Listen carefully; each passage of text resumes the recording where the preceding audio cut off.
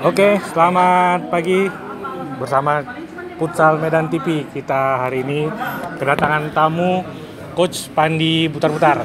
Coach Pandi Butar-Butar ini pelatih futsal dengan level tertinggi sekarang saat ini di Sumatera Utara ya. Insya Allah. Level 2 AFC 2020 ini.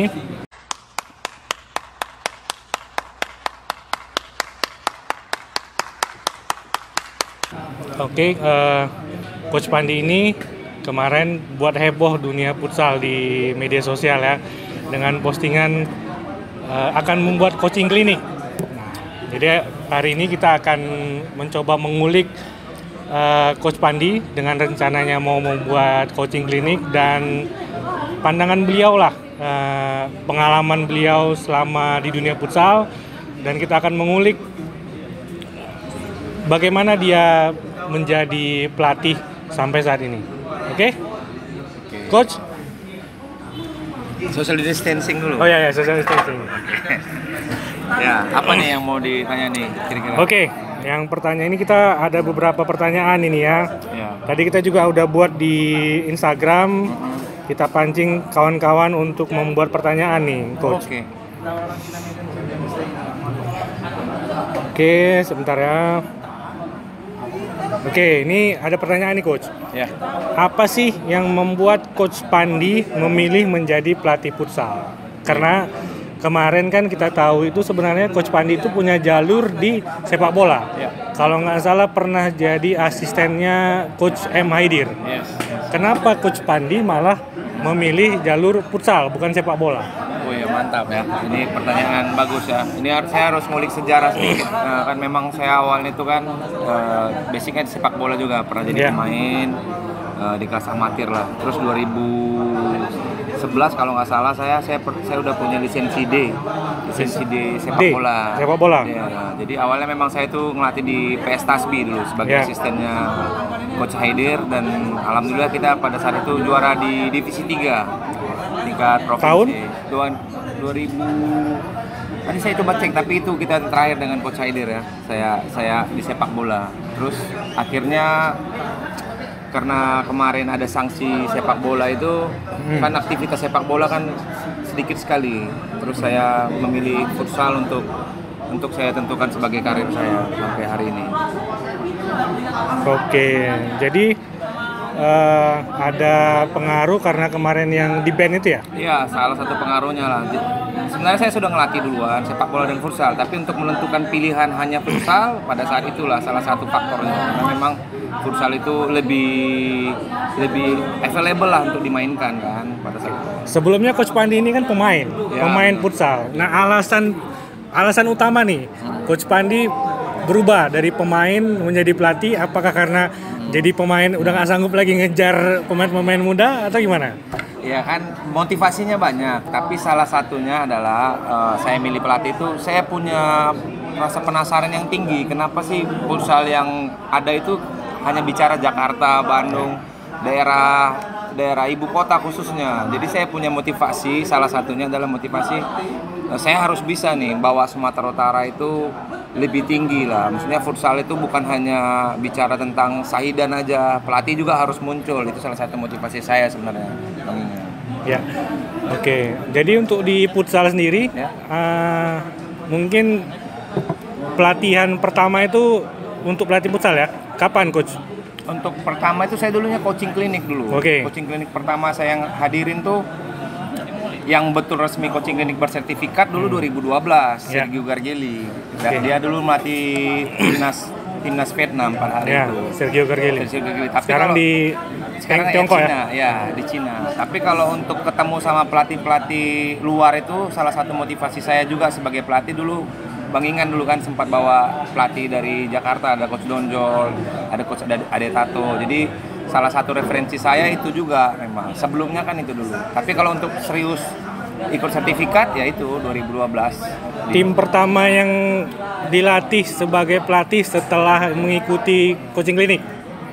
Tasbi Futsal Club hari itu. TFC nama timnya. Dan saya ikut di Liga Nusantara. AMFC Dikit Futsalisme 2012 pernah loh ditanganin oleh Coach Pandi Caretaker. satu pertandingan. Ya, satu caretaker. pertandingan. Pertandingan terakhir. Pada saat itu pertandingan pertama AMFC dibantai. Ya, Dibantai oleh Isori 16-1 kalau nggak salah berapa. Ya.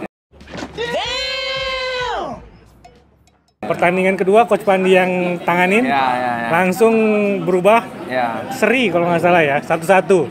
Benar nggak? Benar sekali. Itu Tapi baru pulang tuh kalau nggak salah.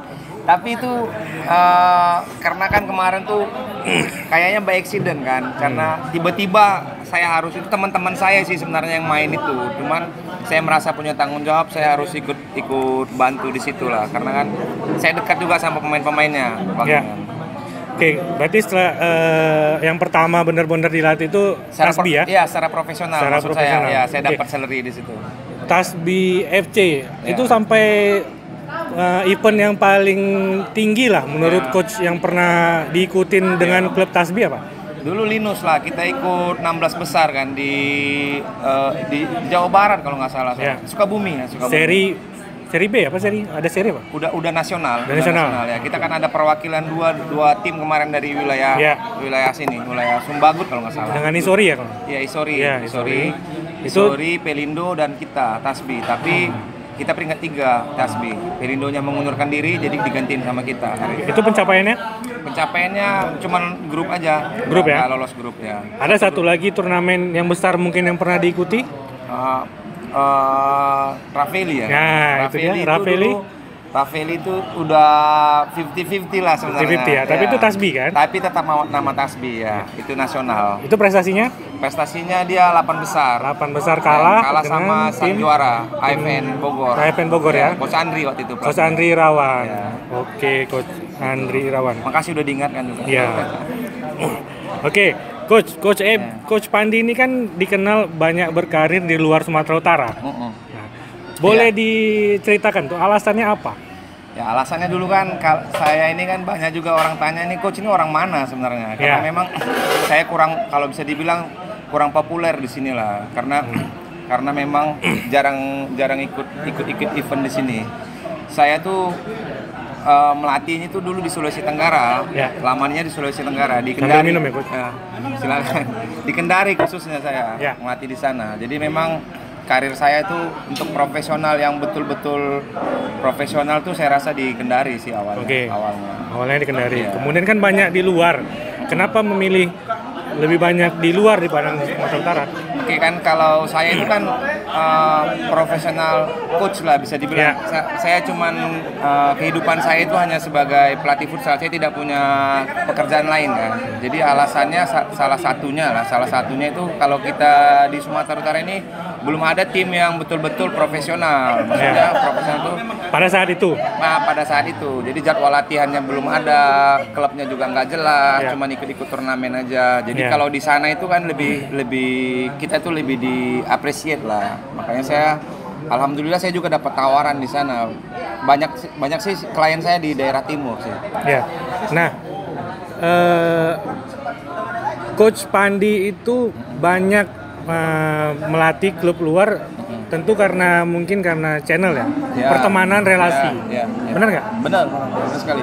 Berarti relasi itu penting di dunia futsal, di dunia kepelatihan. Iya, hampir nomor 1 sebenarnya. Salah satu yang paling penting adalah bagaimana hubungan kita antar sesama pelatih, antar sesama penggiat futsal. Kita harus jaga betul, karena ini kan olahraga yang menuntut komitmen dan totalitas. Jadi kalau Bang Ingan tanya, ya kita harus bisa jaga nama baik kita lah sebagai seorang pelatih itu, menunjukkan kredibilitas kita, pantas nggak kita di-hire sama orang sebagai profesional pelatih. Itulah menurut saya. Oke. Nah, Coach Pandi ini kan boleh dibilang satu-satunya lah pelatih dari Sumatera Utara yang berkiprah di kancah nasional. Kancah nasional ya. Kalau pelatih lokal kemudian naik ke nasional itu banyak. Tapi yang memang kompetisi nasional itu saya rasa masih satu-satunya. Nah, saran Coach Pandi lah nih untuk teman-teman pelatih lain dari Sumatera Utara itu supaya bisa ya dikenal dengan tim-tim di luar Sumatera Utara itu bagaimana? Sebenarnya saya juga punya trik lah sendiri kan untuk bisa tampil di nasional tuh. Satu dulu yang saya lakukan tuh yang seperti Bang Ingan bilang, kita harus berani muncul dulu ke ajang-ajang nasional. Sekarang banyak sekali event-event nasional. Kalau saya dulu yang saya lakukan di 2013 atau 14 saya itu bawa Tasbih itu ke Padang tuh memang sangat berjuang keras lah. Tujuan saya adalah mempromosikan futsal di Sumatera Utara, mempromosikan tim dan mempromosikan diri saya sendiri. Jadi memang niatnya adalah bagaimana kita itu diperhatikan dulu. Perhatikannya apa? Kerja keras kita bisa sampai sana itu kan sangat butuh perjuangan. Yang kedua memang dituntut sekali komitmen dan totalitas kita di futsal.